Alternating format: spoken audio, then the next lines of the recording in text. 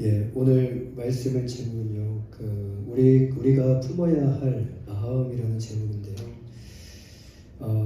혹시 삶의 이유와 삶의 목적에 대해서 아마 많이 들어보셨을 것입니다. 삶의 이유와 삶의 목적.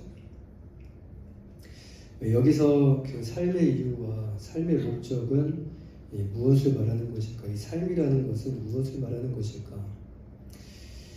그것은 살아야 한다라는 것을 의미합니다. 살아야 한다. 그 삶이라는 것이요. 그래서 그 삶의 이유와 삶의 목적이 살아야 하는 이유입니다. 살아야 하는 이유. 지금 내가 살아야 되는 이유. 이 살아야 하는 이유가 있기 때문에 우리 모두는요, 오늘이라는 이 하루를 살아가고 있습니다. 아침에 그 나무 밑에서 다람쥐를 봤어요. 다람쥐가 열심히 뭔가를 찾기 위해서 달려가고, 그리고 나무 밑에 뭘 숨겨놨는지 모르겠지만 나무 밑에 막 땅을 파더라고요. 쟤는 뭐 때문에 열심히 살까라는 이런 생각을 해보게 됐어요. 그 다람쥐가 여기 이쪽 나무에서 이쪽 나무를 막 뛰어가는데, 저는 무엇은 이유로 이렇게 열심히 살까? 자, 그렇다면 이와 같이 사람들마다 분명한 삶의 이유가 있습니다. 그렇다면 하나님은 어떨까요? 그 피조물인 우리에게 이렇게 목적이 있는데, 우리를 창조하신 하나님께도 목적이 있지 않을까요? 그 데이비드 플랫 목사님이 레디컬이라는 책을 썼습니다. 그 내용 중에서 인간을 지으신 하나님의 원대한 목적이라는 이런 내용이 있어요. 그 창세기 1장 28절 말씀을 가지고 이에 대해서 두 가지를 말하는데, 원대한 목적 두 가지를 말합니다. 하나님은 그분의 은혜를 만끽하고 누리도록 인간을 창조하셨다. 하나님은 완전하신 분이십니다. 하나님 안에는 우리에게 필요한 모든 것이 다 있습니다. 그 하나님 안에서 하나님께서 우리를 창조하시기 전에 이 땅의 모든 만물을 창조하시고 우리를 창조했던 것처럼, 하나님 안에서 하나님의 은혜를 만끽하고 누리도록 우리 모두를 창조하셨다는 말씀이에요. 이 다른 피조물과 달리 인간은요, 하나님의 형상대로 창조되었다고 성경은 말씀합니다. 하나님의 형상대로 창조되었다. 이 의미가 굉장히 우리에게는 큰 의미로 다가옵니다. 우리가 하나님과 친밀한 관계를 맺고요, 지금 우리가 하나님의 이름을 부르며 찬양하고 기도하는 것, 예배하는 것, 그 모든 것을 누릴 수 있는 이유가 바로 우리 인간이 하나님의 형상대로 창조되었기 때문이라는 말씀이에요. 또 하나는 우리를 통하여 하나님의 영광을 땅끝까지 알리기 위함이에요. 첫째는 하나님의 형상대로 창조되었고 그 은혜를 만끽하게 하시기 위해서 우리를 창조했어요. 근데 또 하나는요, 하나님의 영광을 우리를 통하여 땅끝까지 알리기 위하여 창조했던 거예요. 창세기 1장 28절 말씀에서 생육하고 번성하여 땅에 충만하라는 말씀입니다. 땅을 정복하라. 그리고 바다의 물고기와 하늘의 새와 땅에 움직이는 모든 생물을 다스리라라고 이렇게 명령하십니다. 이 말씀을 통해 우리는 하나님의 원대한 목적이 우리 안에 담겨져 있다는 것을 발견할 수 있습니다. 이 세상에 피조물이 많죠. 그러나 그 모든 피조물 중에 우리 안에 하나님의 원대한 목적이 담겨져 있다는 것입니다.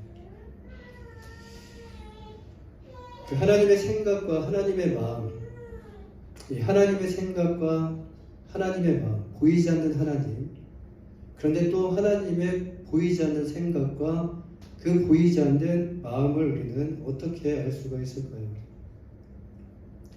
다른 것이 아니라 바로 하나님의 형상대로 창조함을 받은 우리를 통해서 하나님의 목적, 하나님의 생각, 하나님의 마음을 알 수가 있다는 말씀이에요.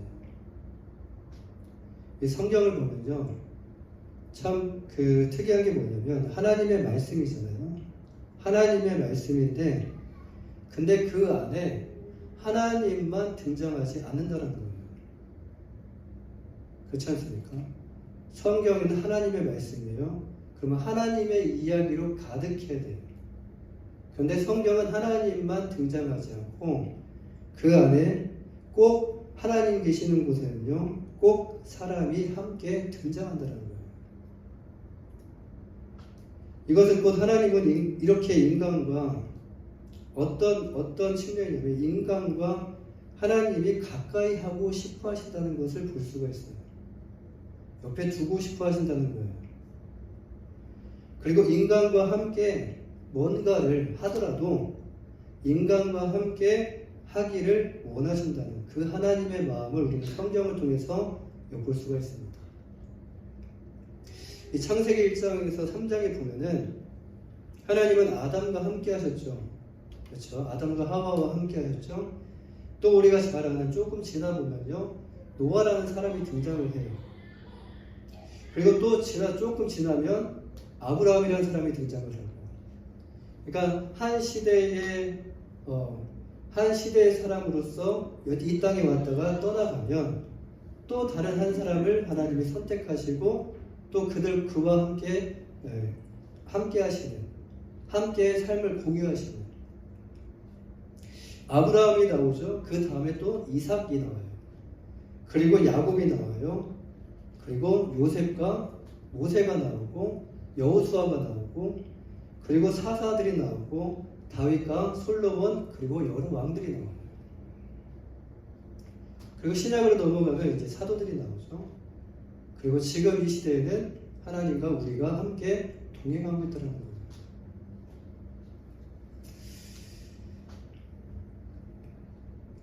하나님의 역사를 보면요, 그 안에 하나님만 계신 것이 아니라 하나님과 함께 사람이 함께 하는 것을 볼 수가 있어요. 지금 이 말씀 안에 그들뿐만 아니라 우리도 하나님의 역사 안에서 지금 역사가 흘러가고 있죠.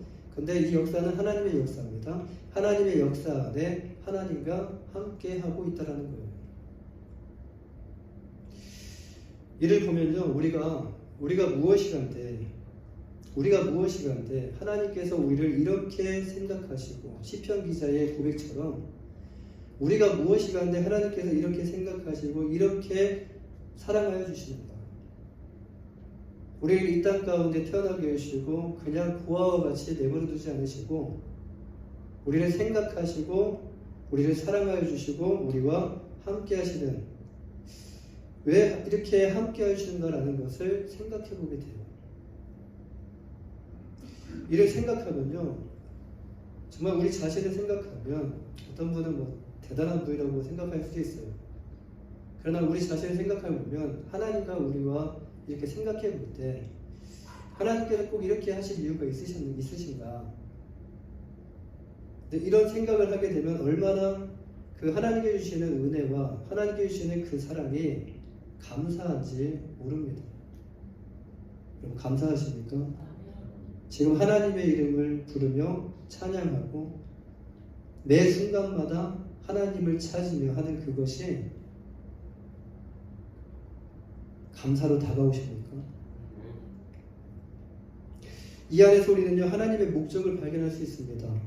하나님의 목적은 단 하나, 거룩한 백성을 축복하셔서 모든 민족들이 그분의 구원을 보고 영광을 돌리게 하려는 것입니다.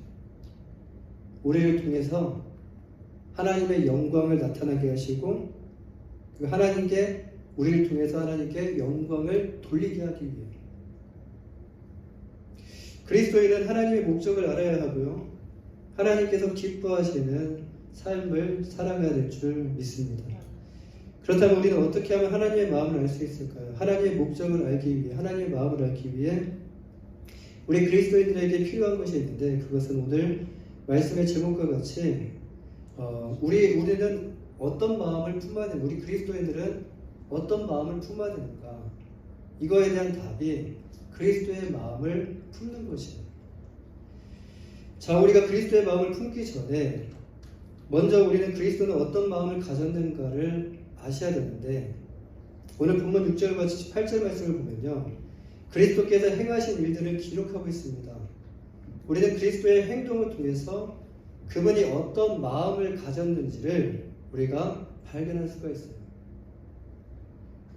사람의 마음도 사람의 행동과 말을 통해서 발견하는 것처럼 예수 그리스도의 그 행동을 통해서 그리스도께서 가진 마음을 우리가 발견할 수 있다는 것입니다. 첫째로 그리스도는요, 하나님의 본체이셨지만 하나님과 동등됨을 취하지 않으셨다는 거예요. 종의 형체를 가지고 우리들과 같이 되셨다는 겁니다. 본문 6절 말씀에서 오히려 자기를 비워 종의 형체를 가져사 사람들과 같이 되셨고, 무엇을 의미하죠? 그 다음 구절에 보면요, 자기를 낮추셨다라는 말씀이 나와요. 자기를 낮추셨다. 이는 그리스도께서 자기 자신을 낮추는 마음을 갖고 계셨다라는 말씀이에요. 두 번째로 그리스도는요, 8절 마지막 부분에 보면 죽기까지 복종하셨으니 곧 십자가에 죽으십니다라고 말씀하십니다. 여기서 우리는 그리스도께서 가진 마음을 볼 수가 있는데요, 그것은 하나님 아버지께 복종하셨다라는 말씀이에요. 복종이라는 것은 여러분 이미지가 조금 순종보다도 더 강한 이미지가 있어요. 좀 순종보다도 조금 부담스럽고 좀 거부하는 그런 이미지가 있어요. 근데 누군가의 명령을 내 생각과 내 마음에 따르지 않고 누군가의 명령을 그대로 행하는 것이 바로 복종입니다. 하나님께서 예수 그리스도 아들에게 말씀하신 것이 무엇이죠? 그것은 십자가에 달려 죽는 것이었어요. 그게 사명이었어요. 주님께서 이 땅에 오신 이유, 다른 말로 하나님께서 주님을 이 땅에 보내신 이유가 무엇인지 알 수 있는 내용입니다. 예수님이 이 땅에 왜 오셨는지, 어떤 일을 행하시기 위해서 이 땅에 오셨는지, 최종 목적이 무엇인지를 알 수 있는 내용입니다. 어느 정해진 때에 하나님의 뜻을 이루어야 하는 그 시간에 하나님께 순종하는 것, 그것이 떠나는 것이 될 수도 있고, 여기를 못 떠나는 것이 될 수도 있고, 또 어디에 선교지에 가서 순교를 당한 그런 것이 될 수가 있고, 말씀을 선포하는 것, 또 내가 처해 있는 그 자리 가운데서 하나님의 이름을 드러내는 것, 그것이 될 수가 있습니다. 그리스도는요, 자신에게 주신 사명을 지금 무엇으로서 보여주셨냐면 순종하는 그 마음으로 보여주셨다는 말씀입니다. 주님은 왜 하나님의 말씀에 순종하셨습니까? 순종하신 이유가 뭐죠? 요한복음 12장 50절 말씀에서 예수님은 이렇게 말씀하셔요. 나는 그의 명령이 영생인 줄 아노라. 나는 그의 명령이 영원한 생명인 줄 아노라 라고 말씀하셔요. 하나님의 명령이 곧 영원한 생명과 직결되었음을 믿었기 때문에 그러죠. 여기서 이제 그리스도를 통하여 우리 그리스도인들이 품어야 하는 마음이 무엇인지 잠시 살펴보기를 원하는데요. 첫 번째로 나보다 남을 낮게 여기는 겸손한 마음이에요. 나보다 남을 낮게 여기는 게 아니라 낮게 여기는. 오늘 본문 3절에서 보면요, 아무 일에든지 다툼이나 허용을 하지 말고 오직 겸손한 마음으로 각각 자기보다 남을 낮게 여기고라고 말씀을 해요. 겸손은 무엇이죠? 겸손은 고개를 숙이는 것이 겸손이에요. 그리고 또한 겸손은요, 남들보다, 오늘 말씀처럼 남들보다 낮아지는 것이 겸손이에요. 이것이 자기보다 남을 낮게 여기는 것을 의미합니다. 이것은 교회 안에서만 의미하는 것이 아니에요. 지금 이 교회 안에서만 적용되어야 하는 것이 아니라 이것은 세상에서도 동일하게 적용되어야 되는 것이라는 말씀입니다. 오늘날 이렇게 겸손하게 사회생활을 하게 되면요, 어떻게 될까요? 오늘날 이 시대를 우리는 지금 살아가고 있는데, 오늘날 이 시대에서 이렇게 겸손한 모습으로 사회생활을 하게 되면 어떻게 될까요? 승진시험에서 날마다 밀리게 되지 않을까요? 세상은 겸손한 사람을 그렇게 좋아하지 않습니다. 겸손하라고는 말하지만 자기가 겸손은 원하지 않아요. 그렇게 좋아하지 않아요. 그리고 이 겸손한 사람은요, 처음에는 좋게 이렇게 표현하고 말하지만 서서히 그 사람 무시당합니다.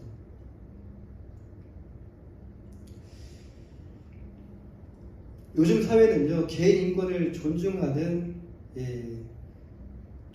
중시한다는 이유로 인해서 자기 자신에게 애착하는 이런 단어가 있어요. 나르시시즘. 이런 것들이 나르시시즘이 팽배한 사회가 되고 있습니다. 오늘날 세상은요, 겸손이 아니라 자기 개발을 하며 자랑해야 한다라고 해요. 누구를 위한 것입니까? 오직 나를 위한 것이고요. 내가 서기 위한 것이고, 오직 나의 유익과 나의 만족을 위한 것이라는 거예요. 그 밑바탕에 깔려있는 것이 바로 이겁니다. 누구를 위한 것이라고 말을 하지만 결국 밑바탕에 깔려있는 것이 바로 이거라는 거예요.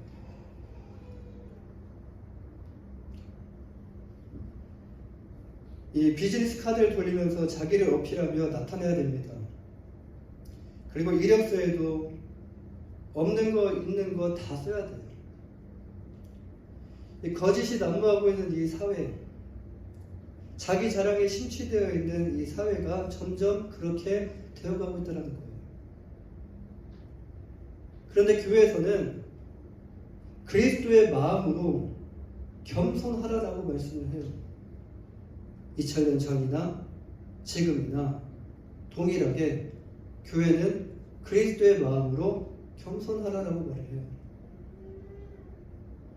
오늘날 이 시대는요, 성경을 시대에 뒤떨어진 구시대적 사고라라고 생각을 하는 시대입니다. 세상과 맞지 않는 것을 교회가 가르치고 있다고 생각을 해요. 좋은 거 가르치고 있지만 세상은 날마다 무섭게 변화되고 있는데 교회는 항상 그대로 제자리 걸음을 하는 것 같아요. 뭔가 달라진 것이 없어요. 세상은 토끼와 같이 멀리 달아납니다. 도망갑니다. 그래서 교회와 세상의 갭은요, 점점 커지게 되는데 주님 오실 때까지 이 갭은 줄어들지 않아요. 커지면 커졌지, 더 커지면 더 커졌지 절대로 줄어들지 않는다는 거예요.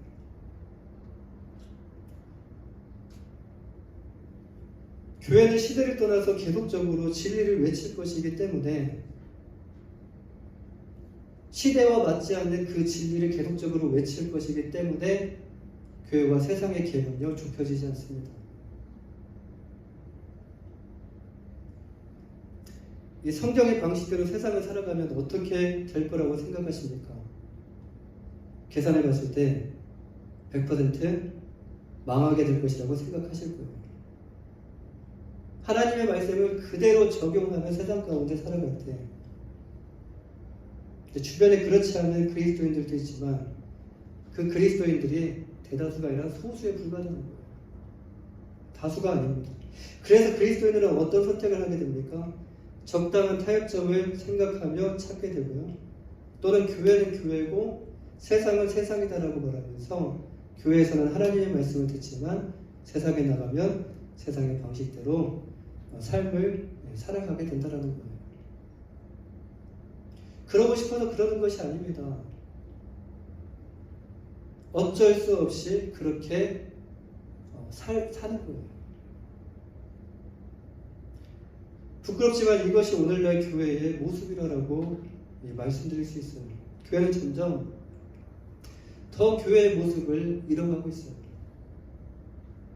정말 하나님께서 원하시는 교회의 모습, 성경에서 말씀하시는 그런 교회의 모습, 이런 모습을 교회가 점점 띄지 않고 있다는 거예요. 그런데 주님은요, 주님의 몸된 교회, 주님의 몸된 교회를 귀하게 여기시고 사랑하신다는 말씀이에요. 주님은 우리 인간의 연약함을 잘 알고 계세요. 그래도 주님은 우리와 이렇게 세상 가운데 힘들게 살아가는 우리와 주님은 함께하기를 원하시는 거예요. 주님은 우리가 우리의 연약함을 인정하고요, 주님을 의지하며 주님께 도움을 구하기를 원하시고 또 기뻐하십니다. 주님은 이렇게 말씀하십니다. 마태복음 7장 7절에서 우리 잘 아시는 말씀인데, 구하라 그리하면 주실 것이요, 찾으라 그리하면 찾아낼 것이요, 문을 두드리라 그리하면 너희에게 열릴 것입니다. 이 땅을 하나님의 말씀을 따라 영적으로 살아내기 위해서 그리스도인들에게 정말 필요한 것은 무엇일까요? 우리에게 정말 필요한 것은요, 눈으로 볼 수 없는 영적인 능력이 우리에게 필요해요. 지금 우리가 간구해야 되는 것은, 지금 우리가 주일날 모여서 함께 예배하며 하나님께 간구해야 되는 기도는 육적인 필요가 아닙니다. 육적인 필요도 있을 수도 있어요. 그러나 더 중요한 것은 영적인 필요를 위해 간구하셔야 된다는 거예요. 주님은 구하는 자에게 반드시 응답하시겠다고 약속하셨죠. 요한복음 16장 24절 말씀에서 지금까지는 너희가 내 이름으로 아무것도 구하지 아니했으나 구하라 그리하면 받으리니 너희 기쁨이 충만하리라. 오늘 말씀대로 정말 겸손한 마음으로 이 세상을 거슬러 올라가는, 정말 물을 거슬러 올라가는 연어와 같이 이 세상을 거슬러 올라가며 겸손한 마음으로 남을 낮게 여기는 삶을 살기를 원하신다면 후회 주시고 꾸짖지 않으시는 주님께 이 겸손을 구하시는 여러분 모두가 되시기를 주님의 이름으로 간절히 축원합니다. 두 번째로 예수 그리스도의 마음으로 돌보는 마음입니다. 첫 번째는 겸손이고요, 두 번째는 돌보는 마음, 돌아보는 마음이 필요하다는 거예요. 오늘 보면 2장 4절에서 돌아봐야 하는 대상에 대해서 이렇게 말씀하죠. 각각 자기 일을 돌아볼 뿐더러 또한 각각 다른 사람들의 일을 돌보아 나의 기쁨을 충만하게 하라. 먼저 교회 안에 돌봄이 필요한 사람이 있는지를 항상 살피고 돌봄이 필요한 사람을 돌아보셔야 된다. 한 사람이 10사람을 돌보는 교회가 아니라 한 사람이 10사람을 돌봤던 교회가 점점 2사람이 8사람, 5사람이 5사람, 10사람이 1사람으로, 이런 10사람이 1사람을 돌보는 그런 교회가 점차적으로 교회가 되어야 됩니다. 돌봄이 필요한 사람이 있다면 서로 함께 돌아보셔야 됩니다. 예수 그리스도의 마음은 돌보는 마음입니다. 돌아보는 마음이에요. 우리는 육체를 입고 오신 예수님을 통해서 우리를 향한 그 하나님 아버지의 그 마음을 우리가 엿볼 수가 있는데요, 하나님은 우리 모두가 서로 그리스도의 마음으로 서로 돌아보기를 원하십니다. 이 신명기 24장 20절에서 21절 말씀을 보면요, 내가 내 감람나무를 떤 후에 그 가지를 다시 살피지 말고 그 남은 것은 객과 고아와 과부를 위하여 버려두며 내가 내 포도원에 포도를 딴 후에 그 남은 것은 다시 따지 말고 객과 고아와 과부를 위하여 버려두라라고 말씀하셔요. 하나님께서 이렇게 말씀하신 이유가 무엇이죠? 이렇게 객과 고아와 과부를 위해서 그것을 남겨두라고 하신 이유가 무엇이죠? 이렇게 하지 않으면 인간 안에는 욕심이 끝도 없기 때문에 약한 자, 연약한 자, 객과 고아와 과부를 돌아보지 않기 때문입니다. 인간의 마음을 누구보다도 하나님이 더 잘 알고 계신다는 거예요. 하나님은 인자가 한이 없으신 분이십니다. 하나님은 아무도 관심 갖지 않고 이렇게 돌보지 않는 약한 자들을 하나님은 살피시고요, 그리고 그들과 하나님은 친구가 되어주셔요. 하나님은 또 이렇게 말씀하셔요. 출애굽기 23년 9절 말씀에서 너는 이방 나그네를 압제하지 말라. 너희가 애굽 땅에서 나그네 되었은즉 나그네의 사정을 아느니라. 이 말씀은 곧 너 또한 나그네 때가 있었음을 기억하고, 그리고 나그네가 있다면 하나님의 마음으로 잘 대접하라라는 말씀이에요. 이것이 곧 우리 그리스도인들을 향한 하나님 아버지의 마음인데요. 이것이 곧 그리스도 예수의 마음이라는 말씀이에요. 사랑하는 여러분, 우리 그리스도인들은 어떤 마음을 품어야 될까요? 우리 그리스도인들은요, 세상이 아니라 그리스도의 마음을 품어야 될 줄 믿습니다. 사회는 점점 더 악해지고 있어요. 그렇죠? 우리가 사는 사회는요, 점점 우리 그리스도인들이 설 자리가, 기독교가 설 자리가 점점 없어지고 있다는 거 여러분 알고 계십니까? 최근에 전 그 헌법재판관이었던 안창호 위원장 혹시 얘기 들어보셨습니까?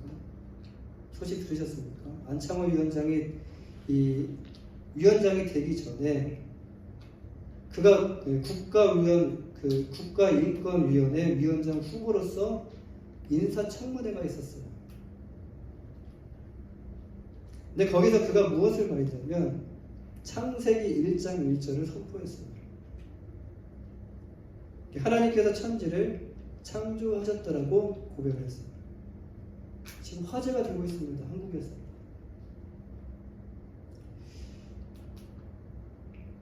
지금까지 나온 후보 중에서요, 그리스도인들이 많이 있었을 거예요. 그런데 이렇게 인사청문회 때에 이렇게 대답을 한 분은 이분밖에 없을 거라는 거예요. 그 고백으로 인해서 그는 많은 공격을 받았습니다. 근데 그 안에서 그리스도인들이 공격을 하더라고요.